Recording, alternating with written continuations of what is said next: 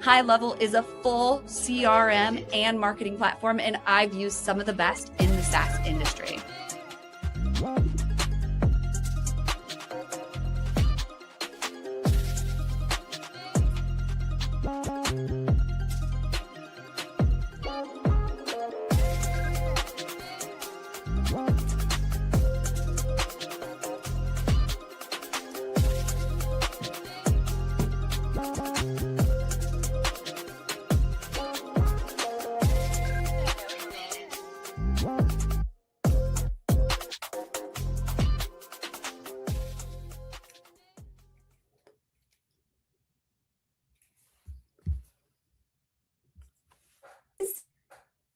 Thing. What's that about? We are live on LinkedIn, YouTube, Facebook, Twitch, and X. It's a Revening's Wednesday. Welcome to Wednesday, Revenue Party people. We've got the hot topics, hot prizes, and hot guests. And I have the really hot, relevant mug. I wish I could do like a little mirror thing, but it says you're on mute. And it started this episode on mute. But anyway, if you're tuning in, we'd love to hear from you. This conversation is for you, our audience. So let us know. What do you do for a living? Where are you tuning in from? We've got someone in Florida. Where else are you from? I'm in Ohio. But we want to hear from the audience as we get started. But, you know, it wouldn't be Wednesday if I didn't tell you about some tech tools before we get started. So, of course, I have to tell you about StreamYard. And this is the one that, like, surprises me. People really actually do sign up on this affiliate link. And you know what we do here at Revening is we help businesses go live on LinkedIn and YouTube. But if you don't need it done for you, you can do it for yourself. We are using StreamYard to go live on tonight. And this is an awesome tool because it allows us to be creative. We can upload videos. We can simulcast to multiple channels. Super cool. Just scan that QR code and you'll be on our affiliate link. I'd be happy to help you if you end up deciding to sign up because I get a little cut. So yeah, give me a call. Let us know. Also, I want to tell you about High Level. It's a tool that we use here internally. We've like fully adopted it. We don't just use it for ourselves. We've white labeled it. It's app.revening.com for us. And we give it to our clients as well. So they have a full service CRM and marketing automation platform. So when they get started with Revening, we can help them capture their leads. We can help them send their marketing emails, create web forms, all those things. It's just already there. So yeah, it's an agency platform as well. We have multiple accounts within ours. And if you're listening on podcast, just go to revening.com/high level for our affiliate link there.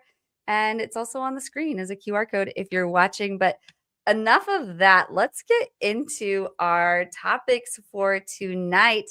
But, you know, of course, before we do get into our really hot topics, because they're going to go from the top of the funnel to the bottom of the funnel, I want to bring in our really experienced guests who are going to, they're going to lead the conversation here. I'm going to be in the background just asking questions, because if you went and you checked out our guests today on LinkedIn, you know, and you saw what they posted about, and this is going to be a really great conversation. So if you haven't done that yet, go find them on LinkedIn, check out their posts, and let's get into it. Welcome to the show, Bianca and Kevin. Thank you so much for being here.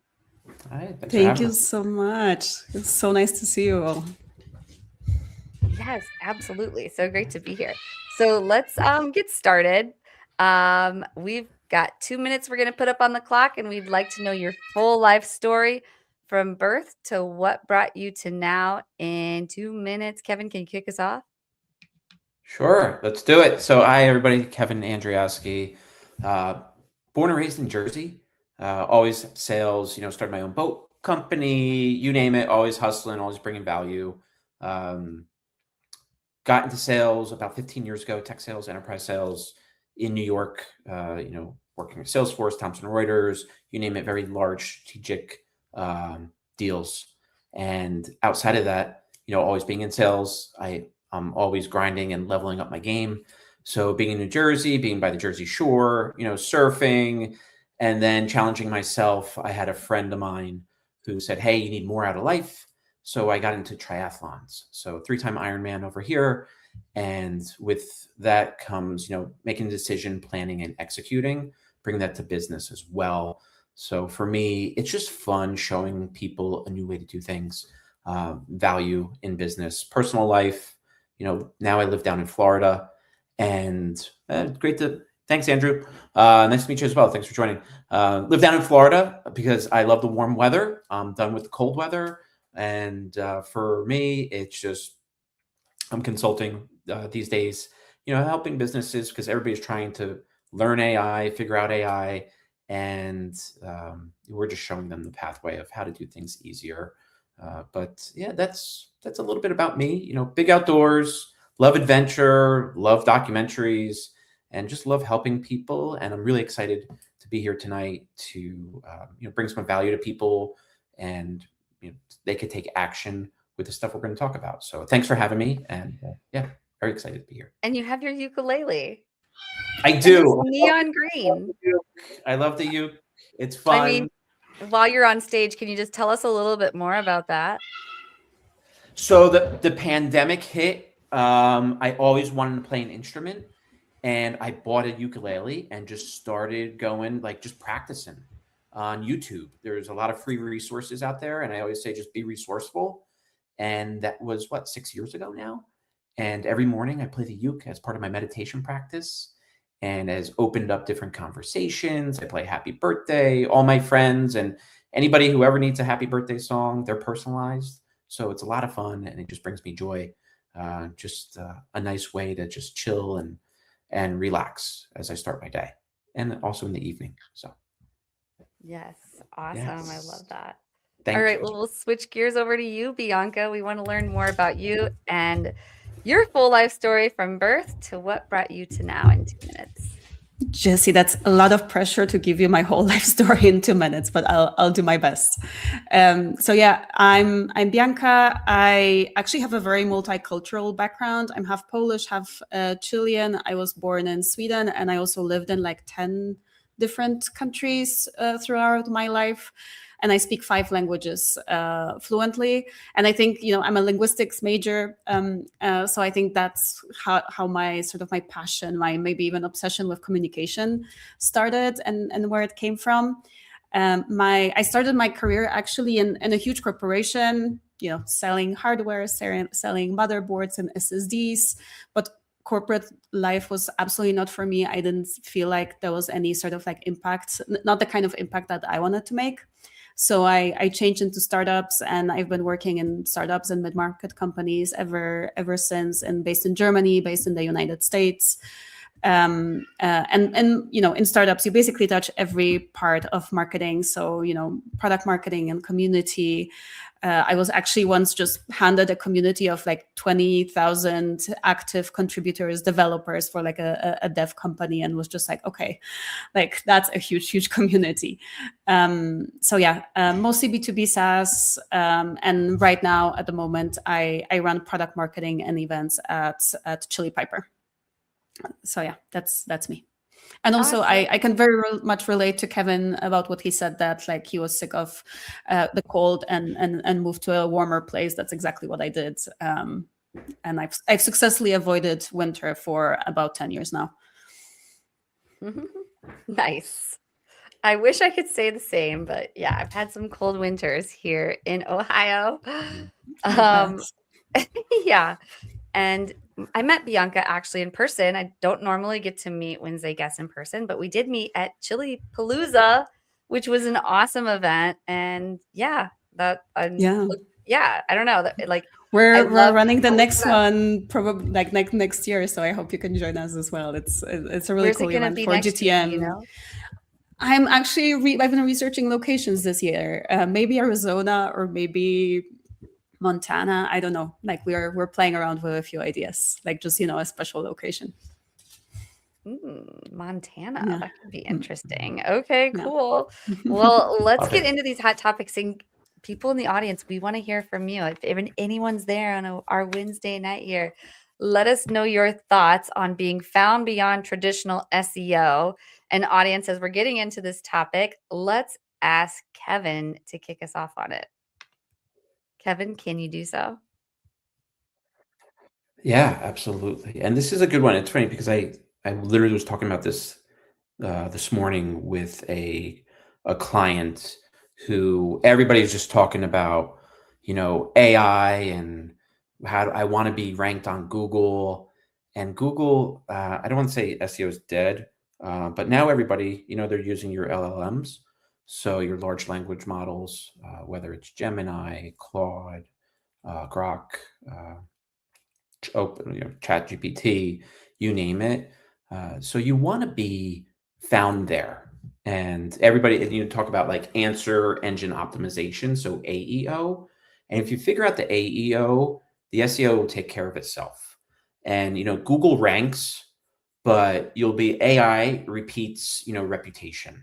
So what does that mean? So if I'm a company today, you'll be able to, you could search, go to Open Claude, and you could say like, okay, type in your company. If you don't show up, what sources show up there? And that's where you want to focus. So you put a plan around that. After that, it's really having an FAQ in real language, not using AI. And then the third party referrals. So your reviews, doing podcasts like this, that information really weights in the AI algorithm. So that's going to help you when people are searching, for whatever company. And it's all about like having a clear brand. So whether you're on LinkedIn, Twitter, Facebook, whatever it might be, make sure the messaging is spot on. Like keep it simple, but make sure it's all accurate and all the same, because that helps with the search. And then you want to specify your niche. So if you are in sales, what type of sales? Who are you focused on? The guy we were talking to today, he's focused on, with dentists, but he's specific as it relates to dental surgery, in a specific region. So being specific, having a clear brand message, having that third party, those reviews and everything else, the FAQ, keeping those simple.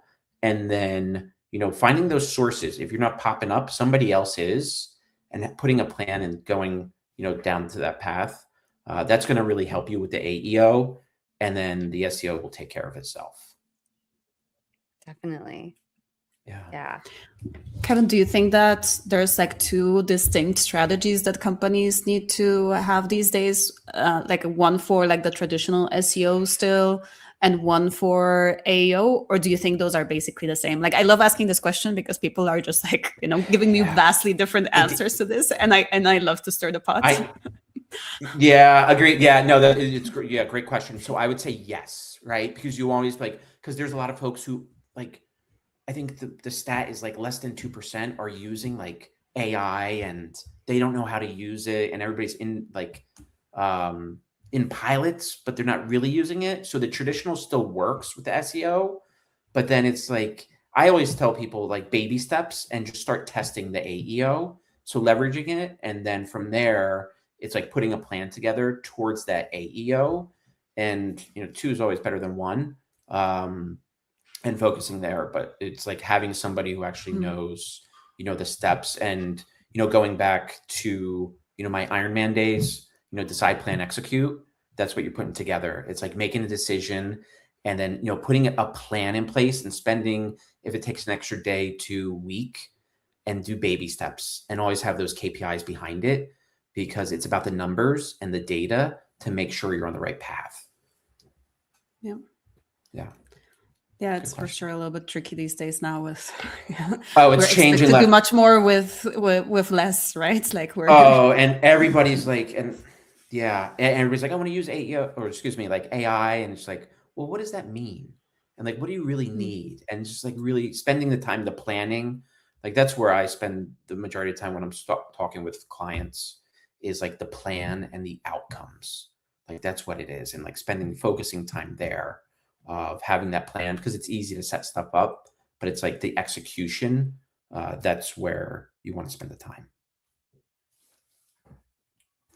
Definitely. All good Yeah. stuff. Thank you both for drilling into this. And yes, great topics. We did get a lot of really great questions too. So maybe Sure. before I get into any of my comments, I want to make sure some of what AP's asking gets answered. He's asking, how is AI SEO changing things?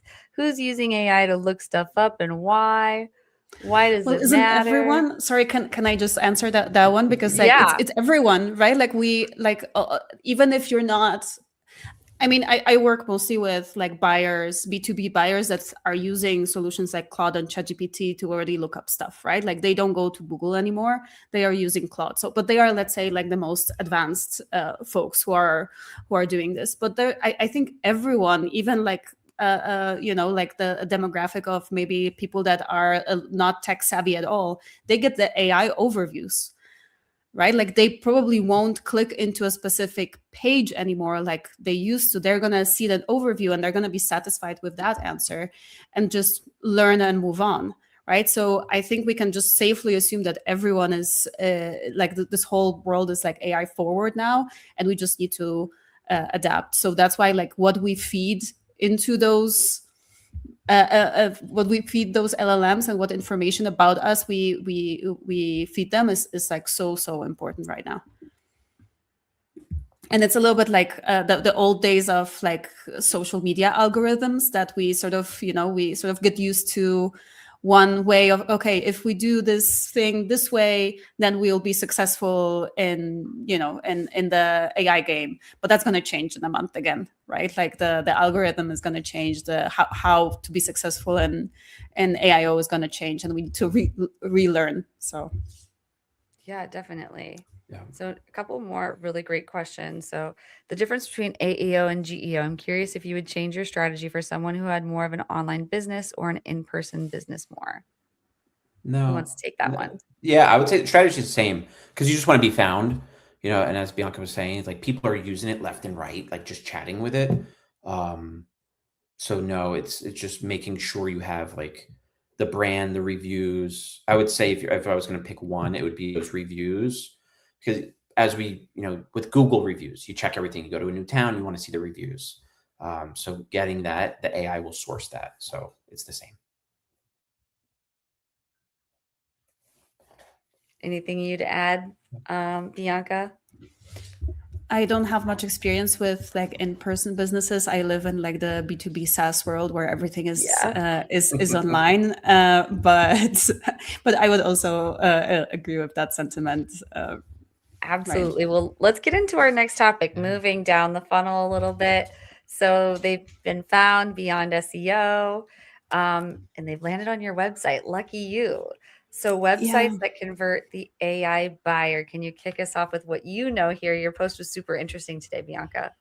Yeah, for sure. So yeah, considering that like the world of like how people get information is changing, right? Like people are not going to your websites anymore. I think that there was a stat that I saw that if there's an AI overview and let's say someone Googles something and there's an AI overview that comes up, people won't click anymore, right? Like it's natural, it's obvious. I certainly don't click on blog posts or websites. I don't care about any blog post of any company, honestly. Sorry. But I think so since we're as buyers learning in a very, very different way, the website needs to be different, right? It has a different role now. Before, buyers would go to your website to actually learn and understand, what does the product do? What can I do, right? Like what's the industry? Like they would try to understand what it is that you're selling and what it is that they can help you with.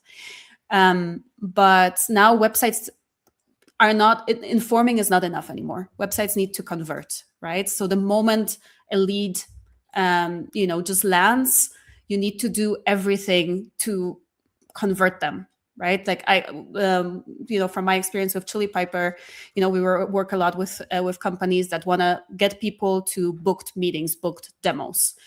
And there's, I think, like two different sets of levers that we actually have control over as marketers. I'm here from a marketing perspective. I think one is speed. So how fast we actually respond to qualified visitors, like how fast we can get them to a meeting, right? So maybe, someone fills out a form and then they get a thank you message, like they want to contact you, right? Like they want to have a meeting with you. They already filled out the form, but then it takes, an actual person reaching out to them, probably the next business day, and like trying to schedule a meeting, that will happen a few days later. This is where you basically get drop-offs, right? So how fast you get to people matters a lot.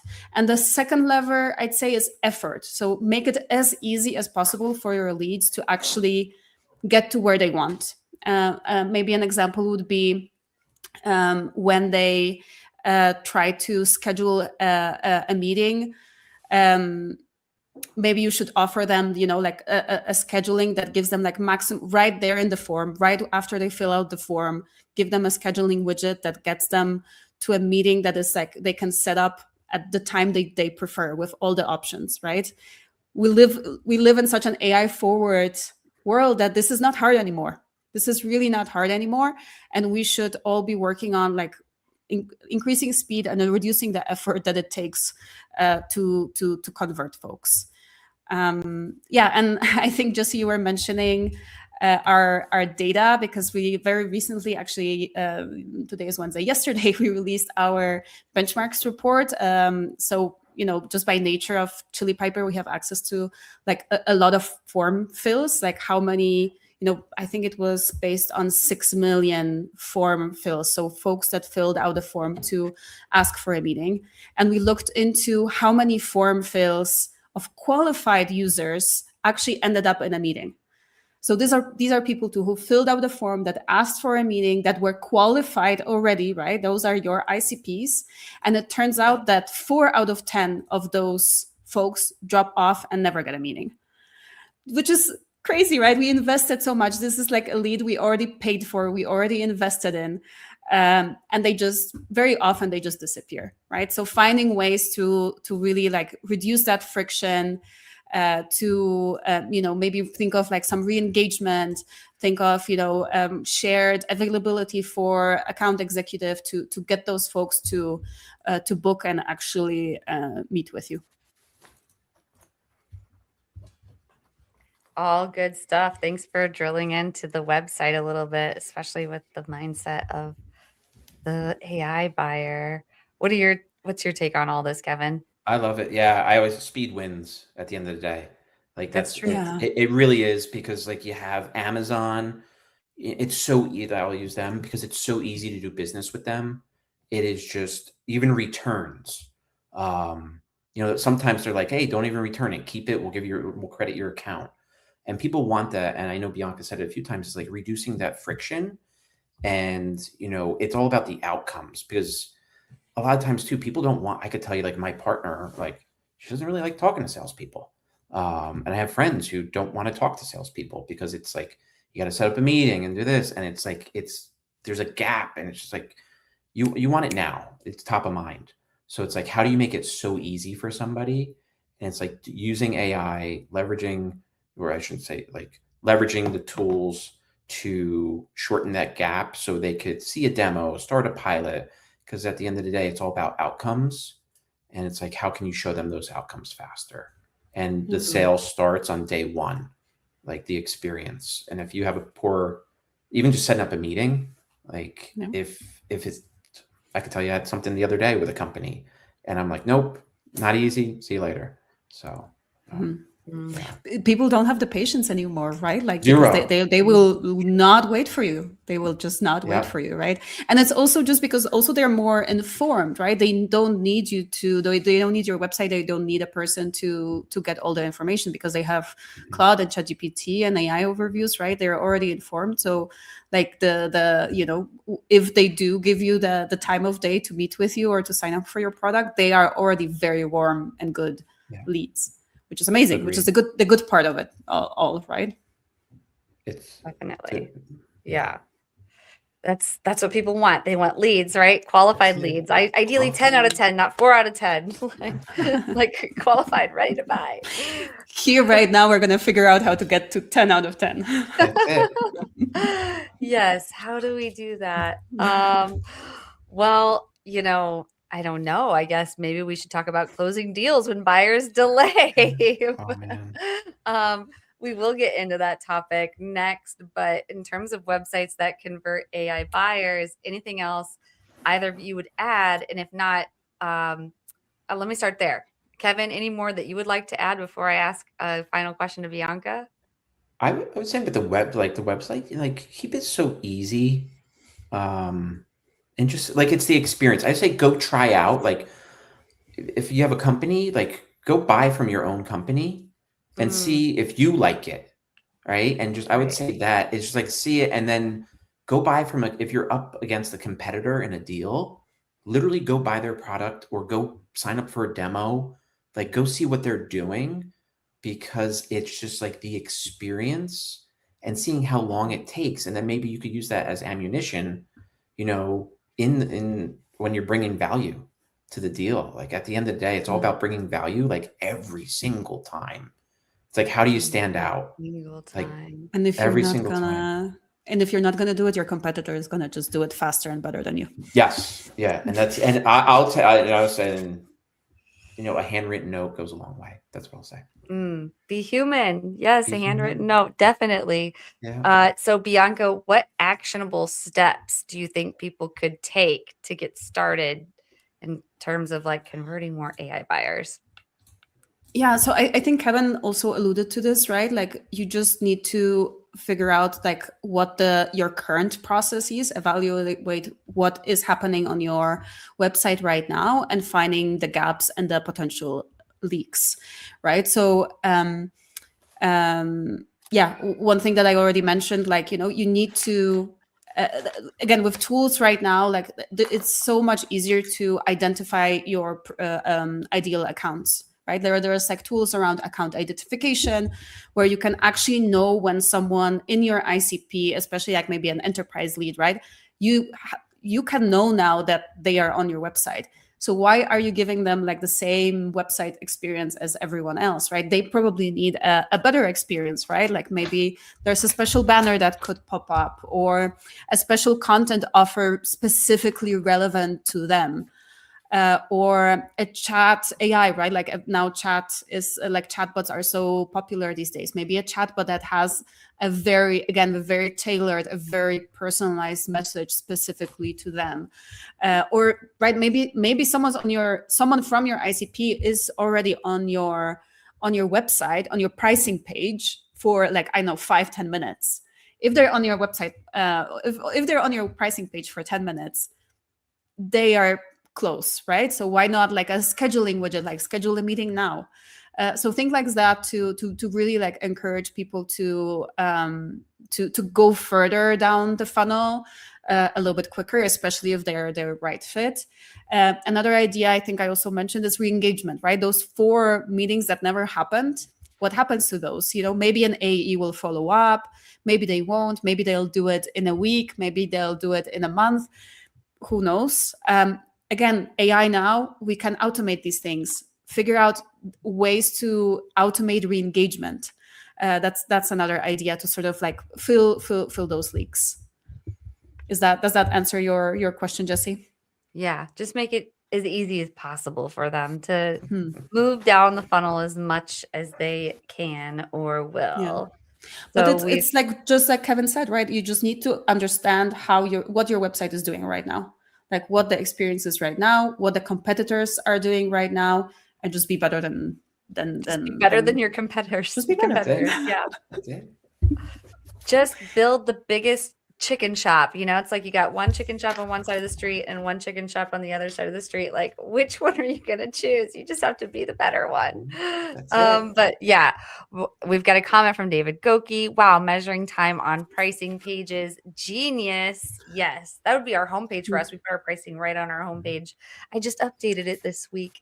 Anyway, I digress. We're going to get into our next topic, which is closing deals when buyers delay. But we're going to do that right after this brief message. At Reveting, we help B2B founders, executives, brands turn their live streaming into a real revenue channel. One live stream turns into a podcast. It turns into a social clip. It turns into email content like a newsletter and actual sales conversations. You get to have a lot of conversations with people when you have a podcast or a live stream like this.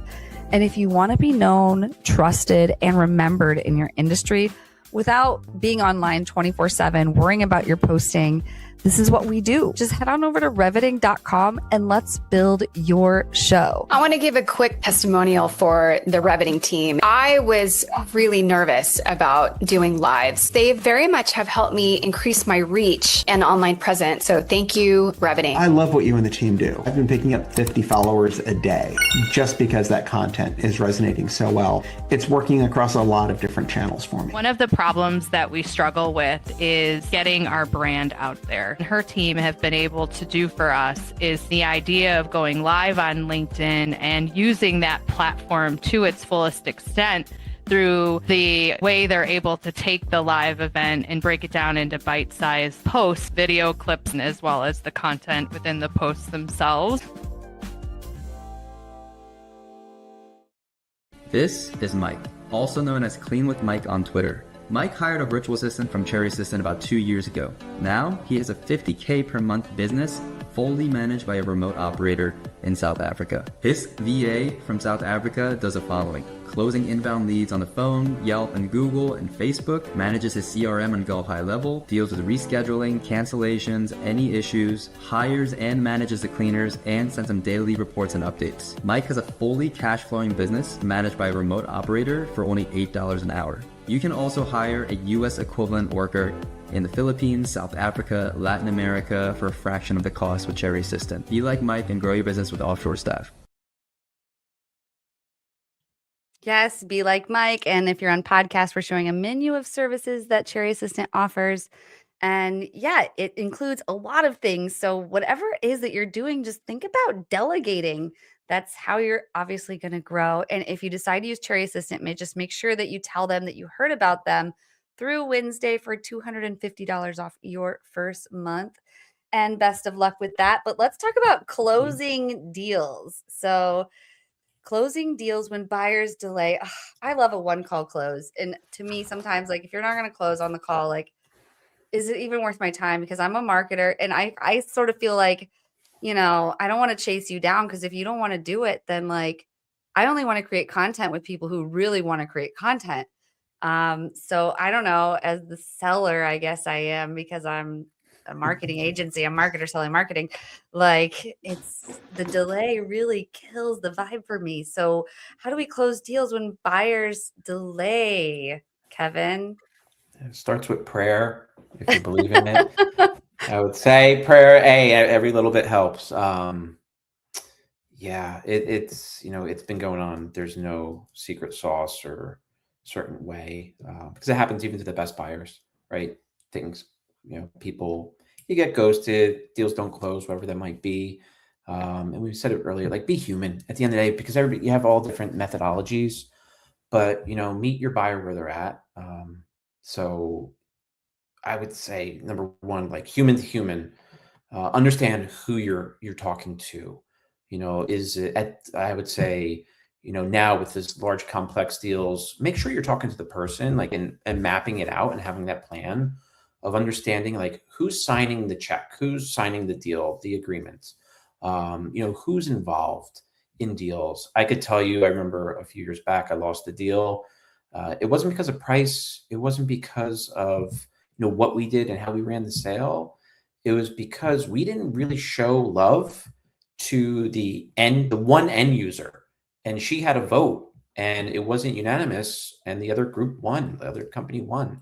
So it's just like making sure you're aligning, with everybody who's involved, whether it's legal service, whether it's large deal, small deal, make sure you understand like, who's involved and what's the value to them, because every single time it's bringing value to that person. So the CFO, he's going to have, different KPIs versus, the end user versus legal or, whomever. So make sure you're mapping that out, planning that, because you're earning trust. And, I always tell people, setting the expectations from day one, having a timeline, understanding, when do they want to go live, work backwards, but it's, bringing that value there. And value could be a scorecard from day one of like, hey, here's our steps, here's our process, this is where we're at today, how does this look, and just confirming and reconfirming and getting an agreement up front from them. I give out, with some of the folks that I work with today, I'll tell them like, hey, I know you're going to go talk to other people, here are questions that I would ask if I'm in your shoes, because that way, it prepares them. We understand the questions they're asking, and we will know exactly like, hey, I'm helping them. And it gives me, the opportunity to earn their business. And, people are saying, a lot of times people like they delay, what's the delay? Was there a change? And the background, I didn't share this in the beginning. I used to be a journalist, so I'm not shy. Ask those difficult questions, but it's, quantifying numbers, and, shout out to Jay-Z, men lie, women lie, numbers don't, tie everything back to numbers, show them the value. Like if they're not moving forward, map it out. Hey, if it's 3 more days or 5 more days or 2 more months, whatever that might be, this is what you're going to lose. This is how it's impacting your business. Tie it to their bottom line. Nobody likes losing money. I'll tell you that.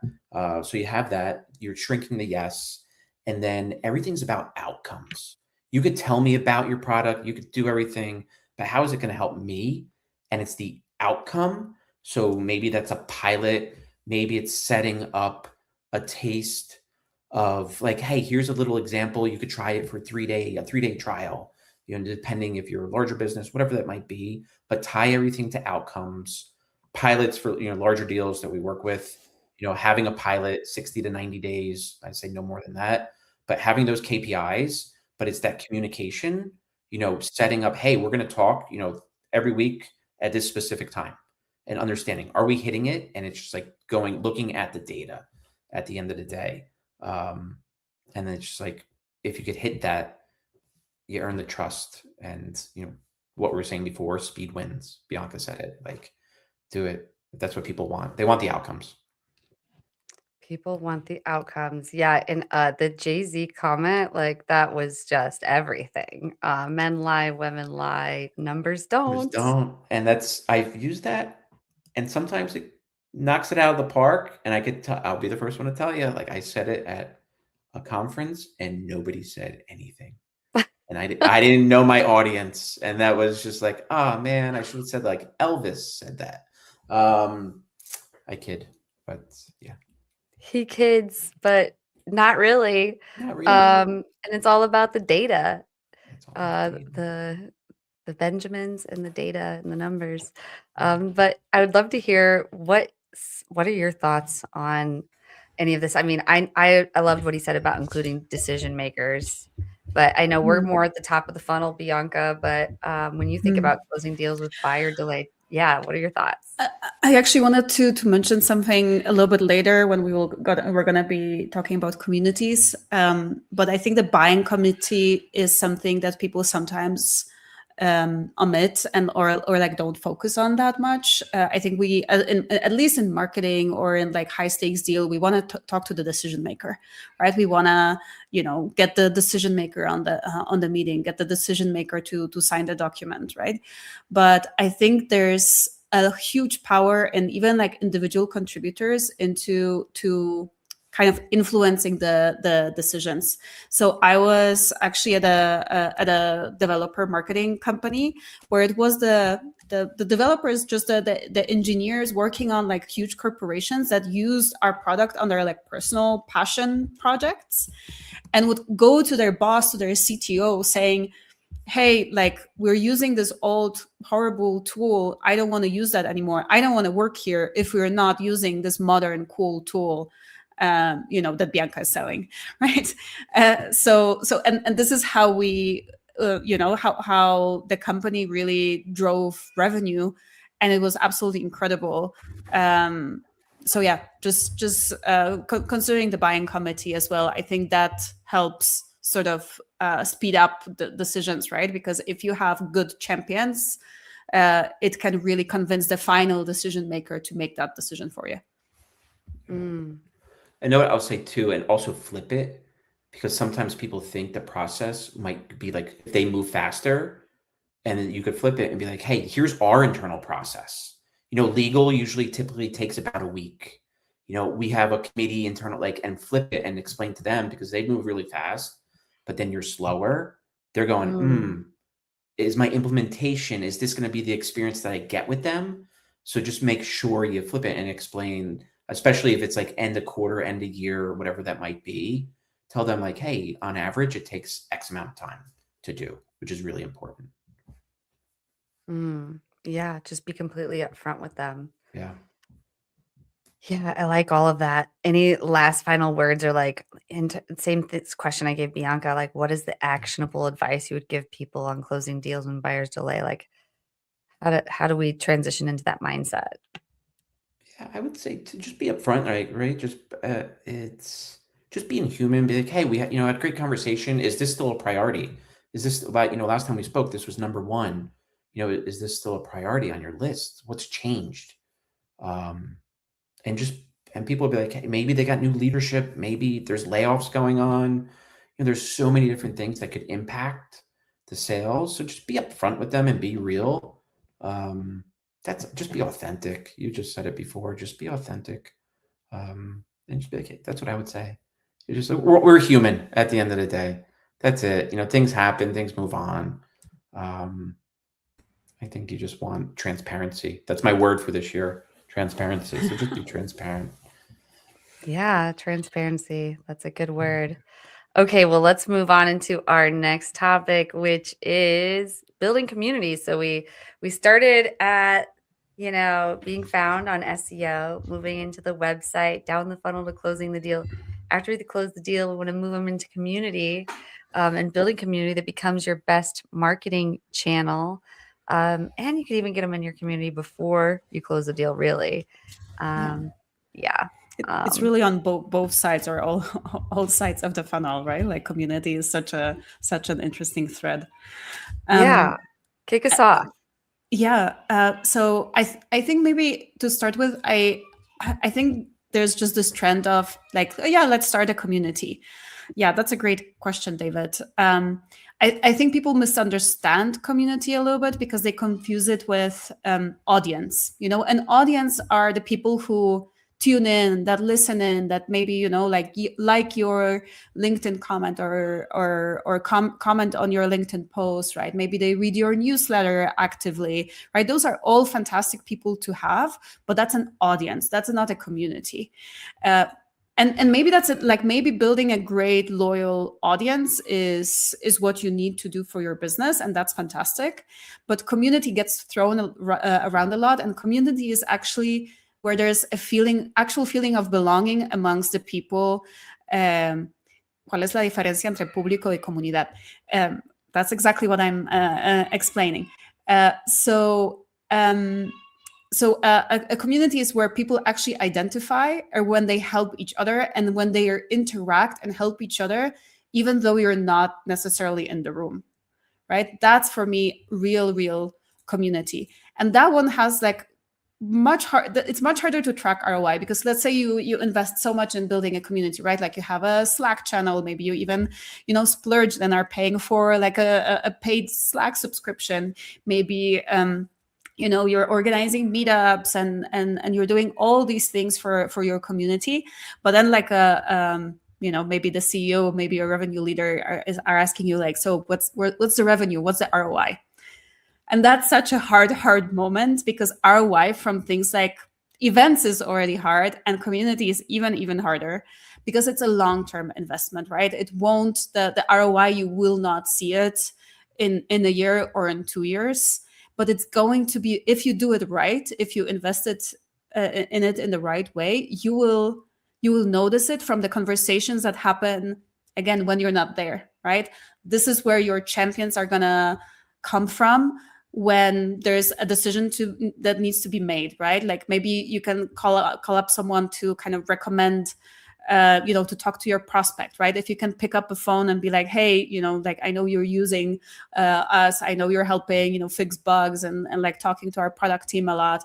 Can you jump on a call tomorrow with this prospect of ours to tell them how amazing our tool is, right? That's how those are the sort of huge benefits, and they really do impact revenue.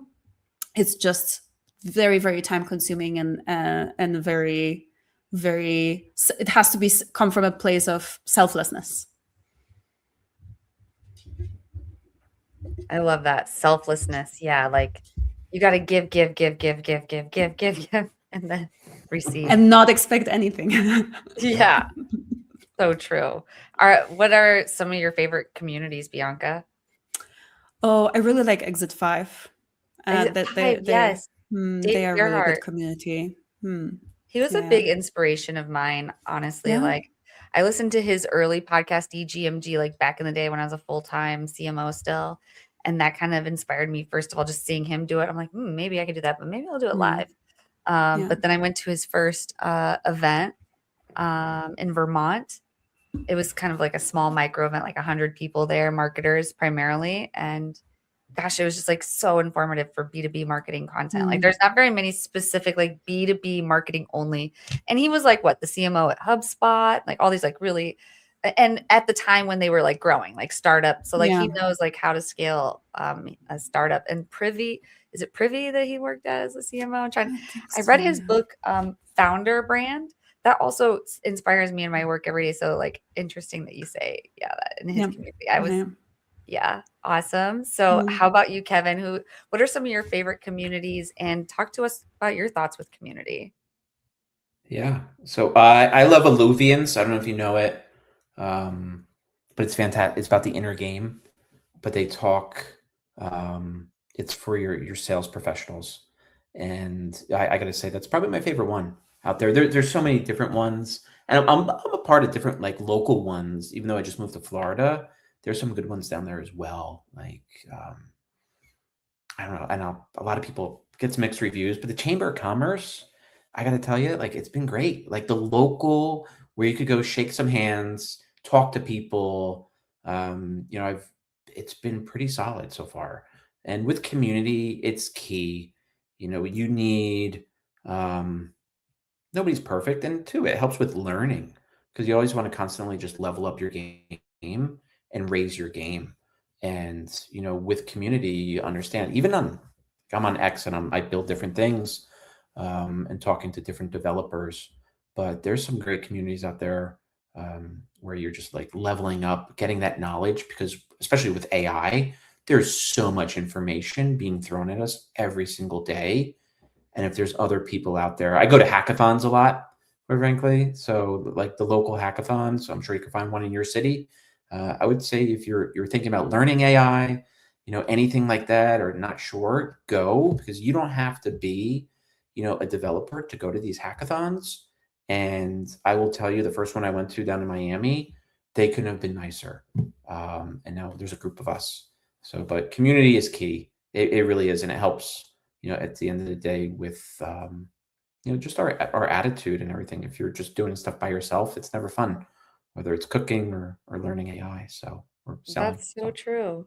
Yeah, there's so many different kinds of communities. It's interesting you say that. Like one of the first communities I was in, it was a admin for. It was like a Facebook community or group, I guess we were calling it at the time, of women who were working and like breastfeeding at the same time. So like pumping. So it was like very niche. And that really like just opened my eyes to the power of community, and just like in that nuanced time of life. But yeah, I mean, there's little niches on the internet, a little corner of the world for everyone out there. Of course, we can nerd out on our marketing and sales ones, which, shameless plug. I've got two. We put them in WhatsApp. They're free. WinsDay winners. It's basically like we'd love to have both of you there, but we always suggest people keep it on mute. It's basically fans of this show, people who come on the show, clients, other people who want to grow on LinkedIn, who are primarily sales or marketing. And then one that's just women. And we have a retreat once a year, though. Need to think about the next retreat. But it's also just like women in sales or marketing who are trying to grow on LinkedIn. And yeah, it's about being authentic and being a part of the conversation and not just coming in and dropping your links. You don't want to be that person just like coming in and sharing your posts. Like, no, like engage in the conversation. This is such a good conversation, by the way, and I could keep talking about community all night long. But I want to wrap it up and give you the opportunity to do so for us, Bianca, since it is one of your topics. What would you end with in terms of building community? I think it's worth building community. I do encourage everyone to kind of build a community around like the passion that you have, because I imagine if you work in a business, like I'm going to assume it's sort of like there's a core that is just passionate about helping people solve a problem. So I do encourage people to build a community around solving that problem, but yeah, do not expect ROI fast. Yeah, definitely. Oh, it's definitely playing the long game, like any good marketer knows as well. And good seller, because good sellers know marketing and good marketers know selling. But I digress. I want to learn a little bit more about you both. But before we do, we just have one last segment. The Guru of the Week. Ooh, the Guru of the Week. Ooh. So we just spent the last hour being inspired by both of you, but who inspires you on LinkedIn that is your guru of the week? Bianca? I'm gonna be a little bit maybe that's a little bit self-promoting, but Alina Vanderberger, the CEO of Chili Piper, is absolutely amazing on LinkedIn, and she has this like we're really lucky because we're actually on our team right now meeting every week to kind of support each other in building our audience on LinkedIn. And Alina has just been the best person to give us advice on how to do it and how to tell stories, real life stories on LinkedIn that actually come from the heart, that have like that moment of transformation. And it's just, her storytelling on LinkedIn is absolutely amazing. And whether you're interested in B2B SaaS or not, doesn't really matter, because she just has this magical way of telling stories. Definitely worth checking out. Absolutely. She is so dynamic and just amazing. You have to go follow her content. And you can tell she doesn't use AI. She's like writing from the heart, telling you her real stories about her mother, about her children, and she's growing this multi-million-dollar organization. Like, it's just so fascinating to watch her. And I love that you guys have that culture. That was really the biggest takeaway from Chili Palooza with me, was like, you guys have this culture where your whole team is supporting each other. You like, I can see why you're growing so fast. Like even Alina, you're all, she's not at a different level. She's really with all of you, and you all communicate so well. And the event was so smooth and so amazing. And it's just been a pleasure having you on our show. But Kevin, we want to hear from you too. Who's your guru of the week? Sure. And I second the Alina. I follow her on LinkedIn. She's great. With all the AI slop out there. But no, Alex Kremer, he's the founder of Illuvians. He was in sales. Awesome. Just really authentic what he's building and helping people, because he's working on the inner game and just helping people, giving them clarity, getting them on the right path, helping them find their purpose. He's sharing stories. He, sales professional, and he's the ups and downs, the left and rights. I've been to his retreats all across the country. awesome group of people. He gives out free content. So if anybody needs to get a hold of him, feel free to reach out. But he truly is just like what he's doing it's exciting to watch his journey. And it's, as he would say, it's the beginning of the beginning. And it's just super cool just to see him. And Can you spell his name for me? What was it? Sure. So it's Alex, and then it's Kremer, Kremer. Okay. Then, he's my second connection, second degree. All right, I just tagged him in the comments. Yeah. Oh, and he's great. He has about 30,000 people following him. 30,000. Wow, let's go. Yeah. That's so cool. So I actually need to get that comment going here so you can see that. But amazing. Now, before we go, one last thing is we want to learn more about both of you. We've got 3 minutes and we want to know more about, what it is you do during the day, who it is you serve, how you serve them, and if they could be served by you or the companies you work with, how do they connect with you? We'll start with you this time, Kevin. Sure. Yeah, you could connect with me, LinkedIn. I'm on it constantly. So you could just DM me, connect with me. Happy to help you. My network is your network. So whatever I could do, if you're trying to get into a business, I just love bringing value to people. My day-to-day right now is I'm helping organizations, mainly, mid-size, small to medium companies, really understand how do they leverage speed and AI to drive value, to scale. And we're literally putting together plans because people just think they could hop in. But we'll sit there, we'll put together a plan. And, if you want us to build it out for you, we could do that. You want to take it to somebody else, you could do that too. But for us, it's just really shortening that gap, because everybody's, and I said this before, on a pilot, and it seems that nothing really goes to production. I think it's less than like 23% of projects go to production. We'll help you take it to production. So it's exciting. It's fun. We love it. And happy to connect. Awesome. Thank you so much for sharing that. And how about you, Bianca? Could you also share a little bit more about yourself? Absolutely. I work in marketing at Chili Piper. And Chili Piper, we help companies convert the demand that's already on your website, right? So I think that explains a little bit why I'm so passionate about, websites and converting demand. So when a buyer shows up, when they're ready, we help really personalize the website, share with them create the right website experience for them, and then route them to the right rep and let them book instantly. Instead of losing them somewhere in the dark corners of your website. And I did mention some data. We actually had a really cool benchmarks report get released, one for mid-market, and we're releasing, I think tomorrow, one for enterprise companies. So if you're interested in how many people, how leads actually convert on websites these days, happy to send you a link. You can just connect with me on LinkedIn. If you can just type in my name and last name, and I'll accept the connection request, and I'll send you the benchmarks report if you're curious. Yeah, that sounds like a really great report. I definitely would love to see it, Bianca. So count me in.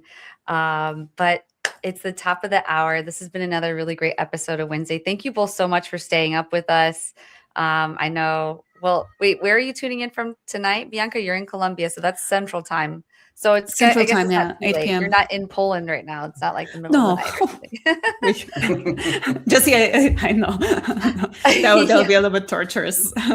Yeah, exactly. We do get some people who tune in from Europe once in a while when we're lucky, but yeah, it's a hard time. I'm glad this all worked out. This was an amazing conversation. And I appreciate both of you staying on with us tonight. Loved it. Thank you so much for having me. Yeah. Absolutely. And for everyone else, we'll be right back here, same time, same place next week. I hope you all have a great week. We will see you both backstage. Everyone else, we'll see you next week.